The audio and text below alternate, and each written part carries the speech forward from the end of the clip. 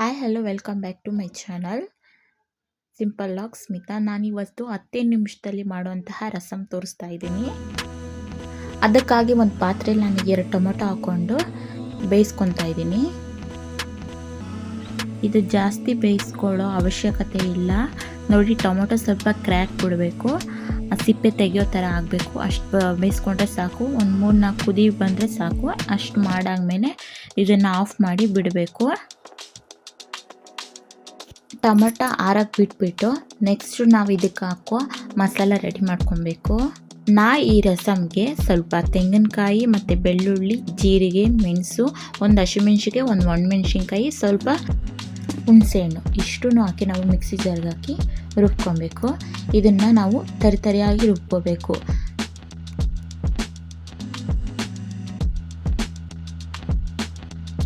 ಹುಣಸೆಹಣ್ಣ ನಾವು ಈ ಥರ ಬಿಡಿಸ್ಬಿಟ್ಟು ಹಾಕಬೇಕು, ಇಲ್ಲಾಂದರೆ ಅದು ತುಂಬ ಹಂಗೆ ಇರುತ್ತೆ, ನೀಟಾಗಿ ಅದು ಗ್ರೈಂಡೇ ಆಗಲ್ಲ.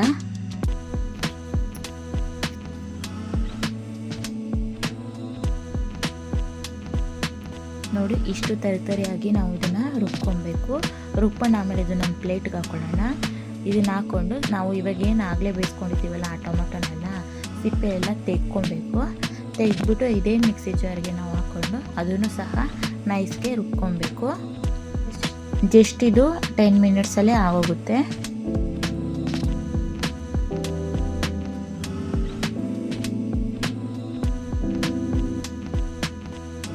ಮನೇಲಿರುವಂತಹ ಪದಾರ್ಥನ ಹಾಕಿ, ಕಡಿಮೆ ಪದಾರ್ಥ ಹಾಕಿ ನಾವು ತುಂಬ ರುಚಿಯಾಗಿ ಮಾಡ್ಕೊಬೋದು.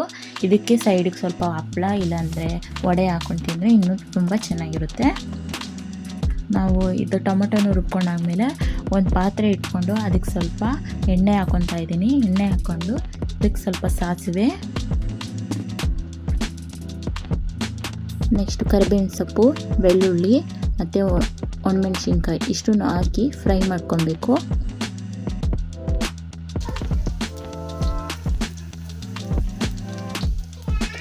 ನಾವು ಆಗಲೇ ರುಬ್ಬಿ ಎತ್ತಿಟ್ಟಿರುವಂಥದ್ದನ್ನ ಮೆಣಸು, ಜೀರಿಗೆ ಇದನ್ನೆಲ್ಲ ರುಬ್ಬಿದ್ವಲ್ಲ ಅದನ್ನು ಸಹ ಹಾಕ್ಕೊಂಡು ಚೆನ್ನಾಗಿ ಹಸಿ ವಾಸನೆ ಹೋಗೋ ತನಕ ಹುರ್ಕೊಬೇಕು.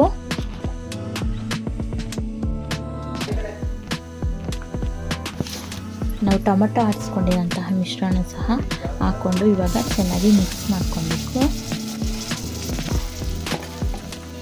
ಮತ್ತು ಮಿಕ್ಸಿ ಜಾರ್ನೆಲ್ಲ ಸ್ವಲ್ಪ ತೊಳೆದ್ಬಿಟ್ಟು ಇನ್ನು ನಮ್ಗೆ ಎಷ್ಟು ಬೇಕೋ ಅಷ್ಟು ನೀರನ್ನ ಸೇರಿಸ್ಕೊಬೇಕು.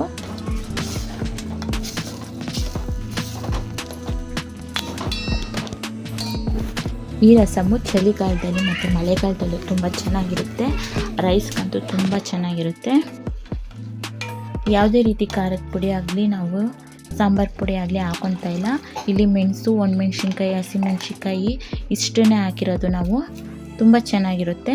ಇದಕ್ಕೆ ಸ್ವಲ್ಪ ರುಚಿಗೆ ತಕ್ಕಷ್ಟು ನಾವು ಉಪ್ಪನ್ನು ಸೇರಿಸ್ಕೊಂಡು ಸ್ವಲ್ಪ ಅರಿಶಿನದ ಪುಡಿ ಹಾಕಿ ಚೆನ್ನಾಗಿ ಮಿಕ್ಸ್ ಮಾಡ್ಕೊಬೇಕು.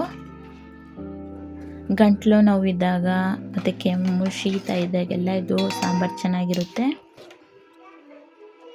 ಹುಳಿ ಟೊಮಟೊ ಹಾಕ್ಕೊಂಡ್ರೆ ಸಾಂಬಾರು ತುಂಬ ಟೇಸ್ಟಿಯಾಗಿರುತ್ತೆ.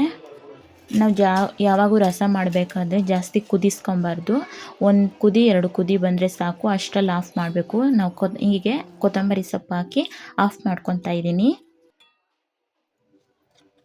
ಈ ಸಾಂಬಾರು ನನಗೆ ನಮ್ಮ ಅತ್ತೆ ಹೇಳ್ಕೊಟ್ಟಿರೋದು. ಒಂದೇ ಟೈಮ್ಗೆ ಈಸಿಯಾಗಿ ಮಾಡ್ಕೊಬೋದು ಈ ಸಾಂಬಾರನ್ನ. ತಿನ್ನೋಕ್ಕೂ ಸಹ ಚೆನ್ನಾಗಿರುತ್ತೆ. ನೀವು ಟ್ರೈ ಮಾಡಿ. ಚೆನ್ನಾಗಿದ್ದರೆ ಒಂದು ಲೈಕ್ ಕೊಡಿ, ಶೇರ್ ಮಾಡಿ, ಹಾಗೆ ಈ ಚಾನಲ್ನ ಸಪೋರ್ಟ್ ಮಾಡಿ ಅಂತ ಕೇಳ್ಕೊತೀನಿ. Thank you for watching.